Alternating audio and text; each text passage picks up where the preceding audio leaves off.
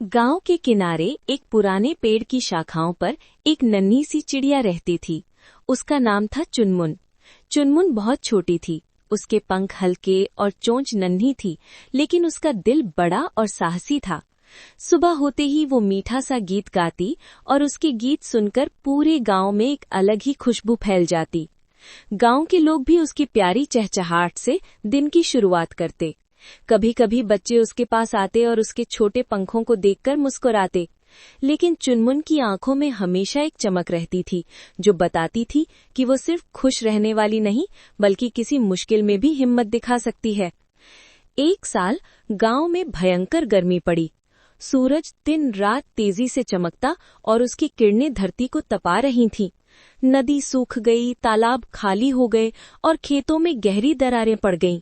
धरती इतनी सूखी हो गई थी कि पैरों के नीचे मिट्टी टूटती और धूल उड़ती। सारे पंछी परेशान थे। रोज सुबह उड़कर पानी खोजने जाते, लेकिन खाली तालाब और सूखी नदी देखकर निराश होकर लौट आते। उनकी प्यासी आवाजें हवा में गूंजती।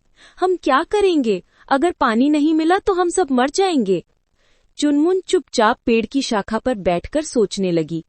मैं छोटी हूँ, बहुत छोटी, लेकिन अगर मैंने कुछ न किया तो सब खत्म हो जाएगा। उसने धीरे धीरे अपने छोटे से पंखों को फैलाया और अपनी छोटी सी चोंच की मिट्टी को हल्का हल्का खोदना शुरू किया।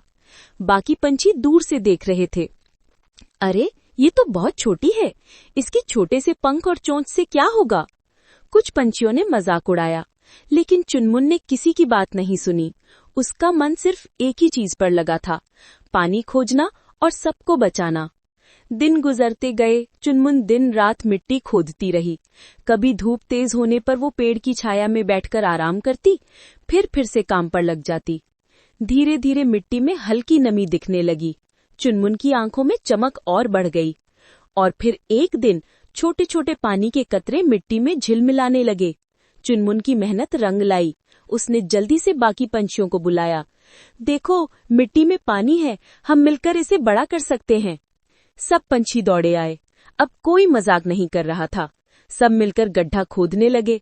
चुनमुन ने सबको निर्देश दिया, कौन मिट्टी हटाए, कौन पानी इकट्ठा करे। धीरे धीरे गड्ढा बड़ा हुआ और उसमें साफ पानी भरने लगा। प्यासे पंछी खुशी से झूमने लगे। वे पानी में डुबकी लगाकर पिए और राहत की सांस ली। एक दूसरे की आंखों में आभार दिख रहा था। चुनमुन, तू इतनी छोटी है, लेकिन तेरे जज्बे ने हमें बचा लिया, पंछियों ने सर झुकाकर कहा। चुनमुन मुस्कुराई। उसके छोटे पंखों से उड़ान भरते हुए गीत गूंज उठा। अब उसके गीत में सिर्फ खुशी ही नहीं, बल्कि हौसले और उम्मीद की मिठास भी थी। गांव के लोग भी पेड़ के पास आए। उन्होंने देखा कि नन्ही चिड़िया ने सबको बचाया। बच्चे उसे प्यार से छूने लगे और बुजुर्ग उसकी तारीफ करने लगे।